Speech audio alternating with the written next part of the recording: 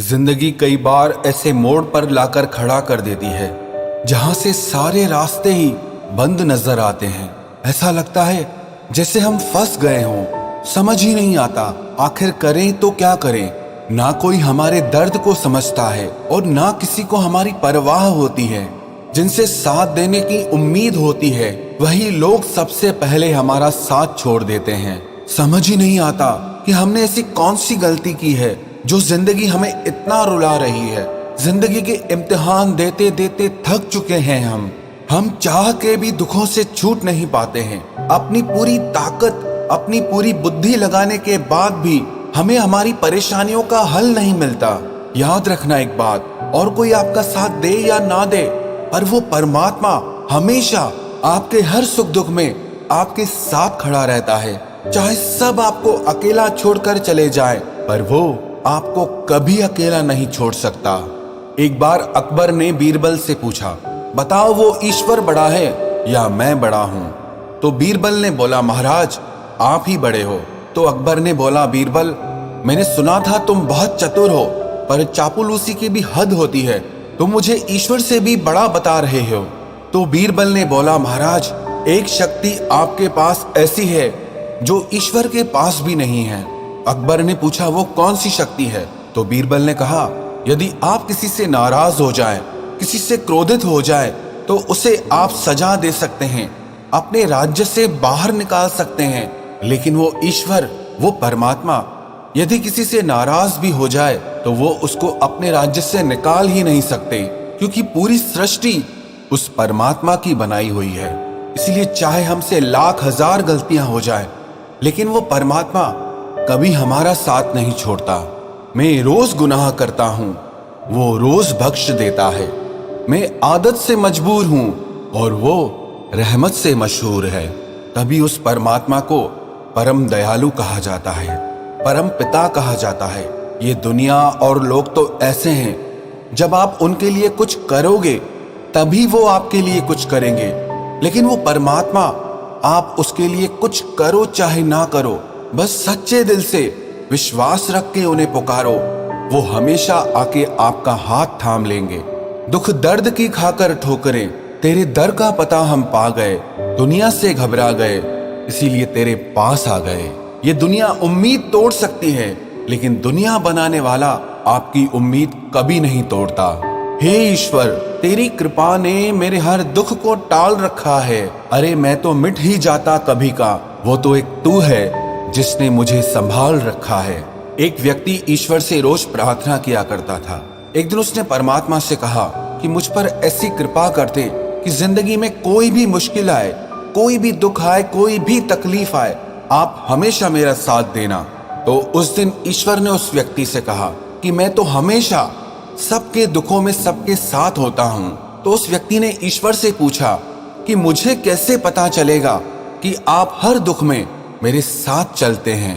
तो उस दिन ईश्वर ने कहा, अब तू जहां भी चलेगा, तेरे कदमों के साथ 2 कदमों के निशान और भी बनेंगे, और वो दोनों कदम मेरे होंगे।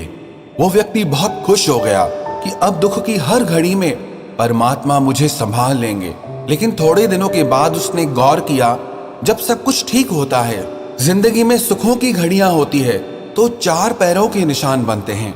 लेकिन जिंदगी में जब कोई दुख आता है, कोई तकलीफ आती है, तब सिर्फ 2 पैरों के निशान बनते हैं। वो मन में बहुत उदास हो गया। उसे लगा कि जब सुख होता है तब तो परमात्मा मेरे साथ रहते हैं, लेकिन जब जिंदगी में दुख आता है तब वो भी मुझे छोड़कर चले जाते हैं।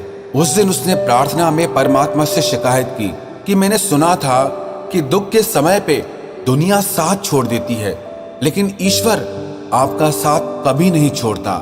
लेकिन मेरी जिंदगी में जब दुख आया तो आपने मेरा साथ क्यों छोड़ दिया?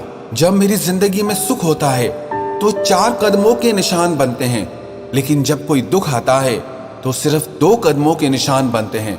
आप दुख की घड़ी में मेरे साथ साथ क्यों नहीं चलते हैं? तो ईश्वर ने उस व्यक्ति से कहा कि जब तेरी जिंदगी में सुख का वक्त होता है तब तेरे और मेरे कदमों के निशान बनते हैं, लेकिन जब तेरी जिंदगी में कोई दुख आता है तो तुझे मैं अपनी गोद में उठा लेता हूं, इसीलिए तेरे पैरों के निशान बनते ही नहीं हैं। और जिन 2 पैरों के निशान तू देखता है वो तेरे नहीं, वो मेरे पैरों के निशान होते हैं। अरे तू चिंता मत कर, वो सब जानता है। जिसे कोई नहीं जानता उसे रब जानता है। तुझे अगर कुछ मांगना ही है तो उस खुदा से मांग जो जुबान पे आने से पहले दुआ की वजह जानता है। अरे हर शख्स में उसी का नूर समाया है, हर रूप में वो ही समाया है। बहुत से लोग कहते हैं कि हम ईश्वर में नहीं मानते, परमात्मा में नहीं मानते। अरे तुम खुद में तो मानते हो प्यारे, तुम उसी का ही अंश हो, तुम उसी से ही प्रकट हुए हो, उसी में ही जीते हो और उसी में ही लीन हो जाते हो। कई लोग पूछते हैं अगर हम उसी से पैदा हुए हैं, उसी में ही जीते हैं और उसी में ही लीन हो जाते हैं तो वो हमें दिखता क्यों नहीं है? याद रखना, मैं से जब तक जुदा नहीं होता आदमी में खुदा नहीं होता। अपने दिल को टटोल कर देखो, ये फासला बेवजह नहीं होता। एक लड़का बहुत रो रहा था, वहां से एक माताजी गुजरी। वो लड़का लगातार रोए जा रहा था तो उस माताजी ने उस लड़के के सर पर हाथ रखकर कहा, बेटे तुम क्यों रोते हो? चिंता मत करो, सब ठीक हो जाएगा, बिल्कुल भी मत घबराओ, सब ठीक हो जाएगा। तो वो लड़का कहने लगा, अरे मैं इसीलिए तो रोता हूं कि उस ईश्वर ने, उस परमात्मा ने मेरी जिंदगी में सब ठीक कर दिया है। जिस दुनिया पे मुझे भरोसा था, विश्वास था, उसने मुश्किल के वक्त में मेरा साथ छोड़ दिया। और जिस ईश्वर को मैंने कभी याद भी नहीं किया था, मैंने अपनी जिंदगी में भुला दिया था, और उसी ईश्वर ने, उसी परमात्मा ने मेरी जिंदगी में सब कुछ ठीक कर दिया है। बस उनकी करुणा और प्रेम की वजह से ही आज मेरी आंखों में ये आंसू आ गए हैं कि मैं इस लायक नहीं हूं, लेकिन फिर भी परमात्मा ने हमेशा मेरा साथ दिया, मेरे हर दुख को दूर किया। परमात्मा का एक नाम अल्लाह भी है, जिसका एक अर्थ होता है माँ। जैसे एक छोटा बच्चा जब रोता है तो उसके हर दुख को उसकी माँ समझ लेती है कि अब इसे क्या चाहिए, वैसे ही परमात्मा भी हमारे दिल की पुकार को सुनकर सब समझ जाते हैं कि अब हमें क्या चाहिए। लेकिन कई बार ईश्वर हमें वो नहीं देते जो हम मांगते हैं, लेकिन वो देते हैं जिसमें हमारी भलाई छुपी होती है। जैसे एक छोटा बच्चा जिद करता है चाकू से खेलने के लिए, पर उसकी माँ उसे वो चाकू नहीं देती। वो बच्चा रोता है, चिल्लाता है, पर उसकी माँ उसे वो चाकू फिर भी नहीं देती, क्योंकि उसकी माँ जानती है कि इससे मेरे बच्चे को नुकसान पहुंच सकता है। उसी तरह जिस चीज के लिए हम रोते रहते हैं, लेकिन परमात्मा हमें वो नहीं देता, क्योंकि वो जानते हैं जो हम मांगने की जिद कर रहे हैं वो हमारे लिए सही नहीं है। कई लोग ईश्वर से प्रार्थना में बहुत कुछ मांगते हैं, लेकिन जब वो उन्हें नहीं मिलता तब वो कहते हैं कि कोई ईश्वर नहीं है। आपकी मांगों के पूरे होने से या ना होने से ये सिद्ध नहीं हो जाता कि परमात्मा है या नहीं।